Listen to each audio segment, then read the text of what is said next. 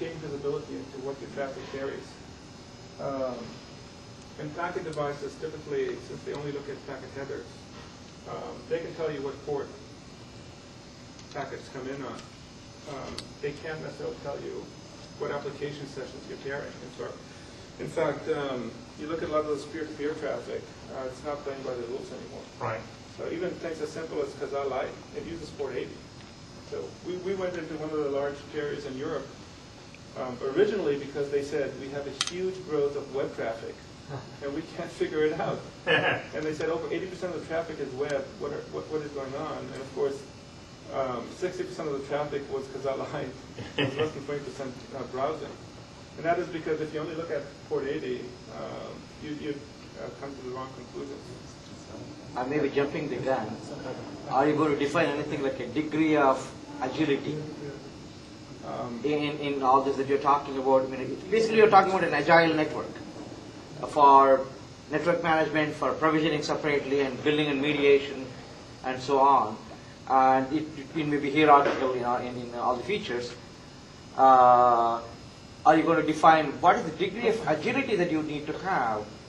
At what granularity that you need to do? Are you going to get into that detail or no? So part of the technology, and we'll talk about the technology, we've had to come up with our own programming environment. In fact, Sure. we've had to come up with our own programming language to create an abstraction of services over IP. And that is driven by what some of the carriers called service velocity, which is the degree of agility, or there's a lot of ways to look at it. But yeah, we just have to talk about the things that we have to be agile for, and then we can talk about how or what we do. Yeah, service velocity is only one of the factors in agility. Right. Velocity is how quickly you do things, rather than agility is what are the different degrees of freedom that you have. Right. That's And more the term fundamental velocity to it. was chosen by this carrier because he said velocity is a combination of speed and direction. And speed enough is not speed enough. Yeah, but there's more to it. There's degrees of freedom. Right. Yeah. Do you try to identify what a packet is about by actually going in, looking at the bytes, maybe doing some statistics analysis on it? Is that what you're doing? Yes, but we do more because in a lot of cases we actually create an abstract definition of what the actual protocol is, and we track it very closely. So we actually follow the protocol, we follow the message exchange very accurately. Okay, so you actually look at the bytes in the packet and try to identify what's going on. Absolutely.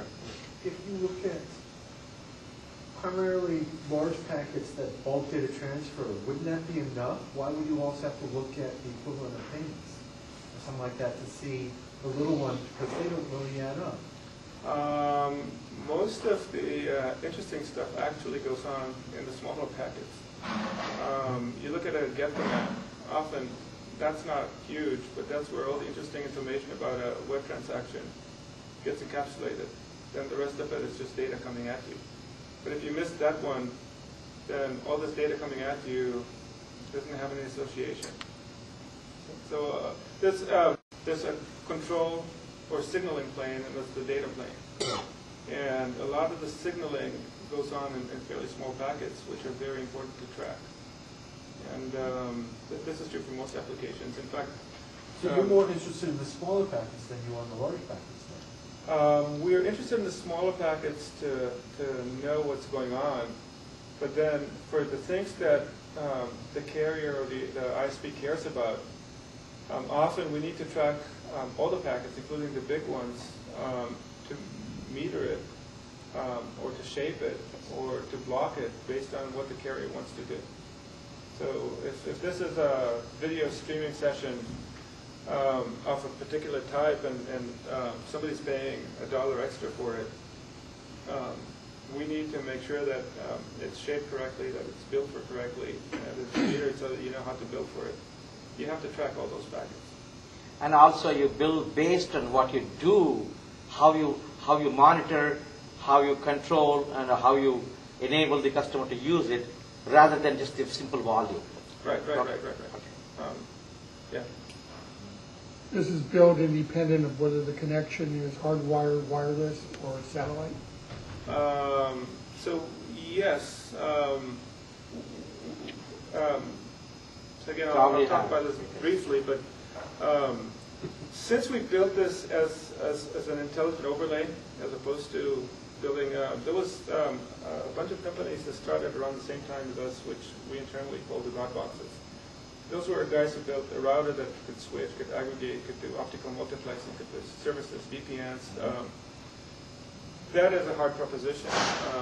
But if you look at only layers 4 to 7, which is IP in, IP out, then logically where we typically deploy our technology is behind, at the access points, behind the aggregation point, so that a lot of the, all the incoming traffic gets aggregated before it is handed over into the network, would flow through our devices.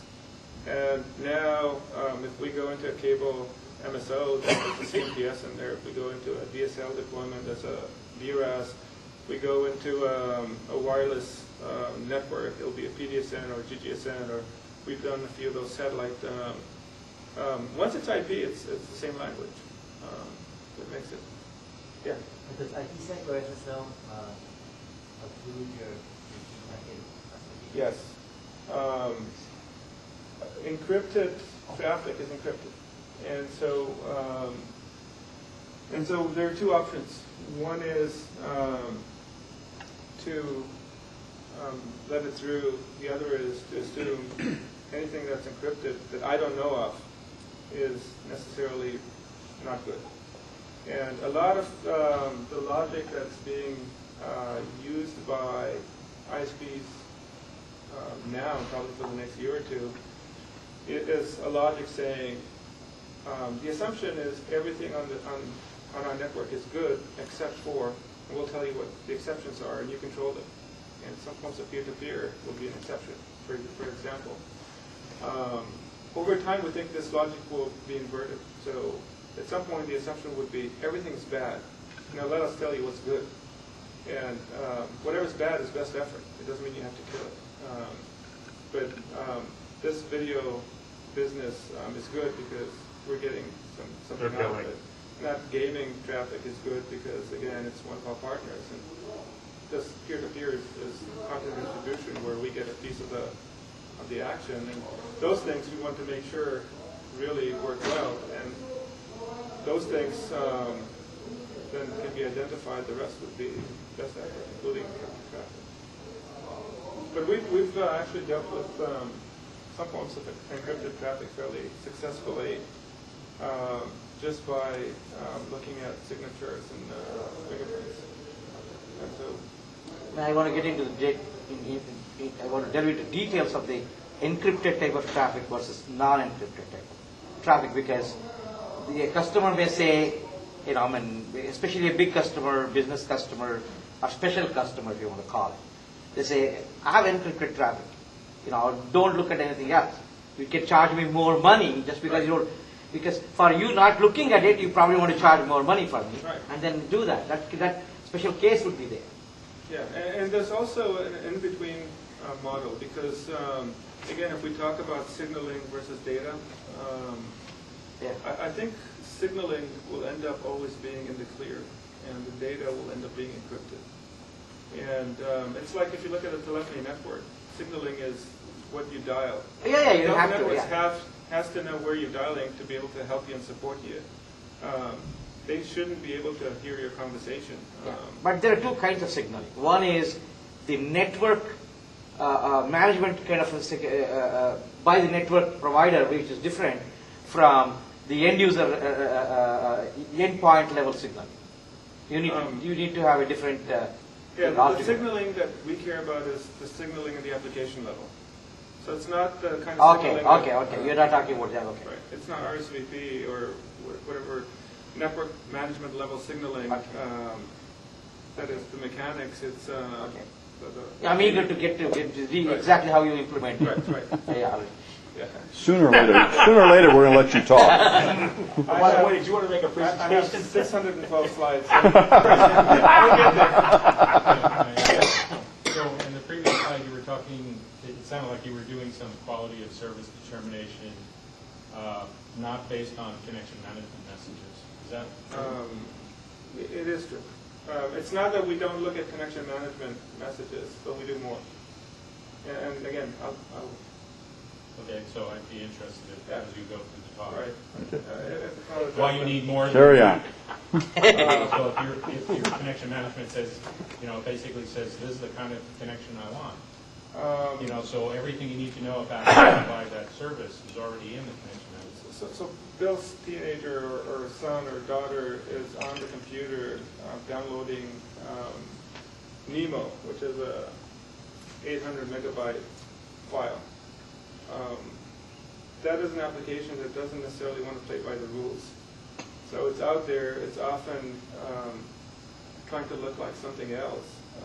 A lot of those peer-to-peer applications, sometimes they have some signaling to say, here is my file list, where's your file list, here's what I'm willing to swap. Broadcasting who's on the network, where are the peers, stuff like that. But then when I ask you for your copy of Finding Nemo, somewhere independently, there'll be a transaction started for the actual download, which could look anything like a web transaction or an FTP. So now, unless you follow that initial signaling on the peer-to-peer side, you'll see an FTP session, which would have nothing to do, or a web session, which would have nothing to do with peer-to-peer. So if you decide that peer-to-peer is something you want to control, the actual bandwidth-consuming act is going to be a web transaction. What do you do? And if you decide to control web traffic, now you're shooting all the users who just want to browse. So there's got to be more than just to connect messages for contained set of protocols. How do you treat fairly a flow that would be a UDP flow and a TCP flow that would have congestion avoidance? But the UDP flow doesn't care, it just flows. Whatever speed. Yeah, although UDP flows care because often some of the congestion management and rate control are done at a higher level, at the application level. Right? But you look at RTP, there's always a mechanism, and we deal with it. So I'll get to it. Yeah. Well, move on with your presentation. I have a feeling a lot of these questions would probably get answered if you got a chance to. I wasn't kidding about the 600 slides. So just briefly, there's two issues that before we even get into what we do, just finding out what the network is carrying is hard. There's some statistics that switches or routers can provide, but they're all transport statistics. So how many packets, how many bytes, which ports. You don't know which applications, and even if you wanted to create some kind of a picture, you have to collect from a lot of those elements. This is called mediation. Huge level of data collected, aggregated, mitigated, and at the end, you know how many packets on a given port. Not too interesting. If you look at the other direction, it's even more difficult because if you have some visibility into what your network is doing, and now you want to control it, now it's a many-to-many situation. All those back office elements have to talk to a lot of different elements in the network to tell them what to do, which is very difficult. So essentially the whole idea of service control is to say, let's have intelligent elements that sit in the network. Let those guys deal with transport and where packets need to go. Let those elements contain the per flow, per session picture of what the network is doing, what the users are doing, and be able to report it if you want to track it, be able to control it if you want to control it. So this is, the ABC is, you've got to have insight to know what your network is carrying.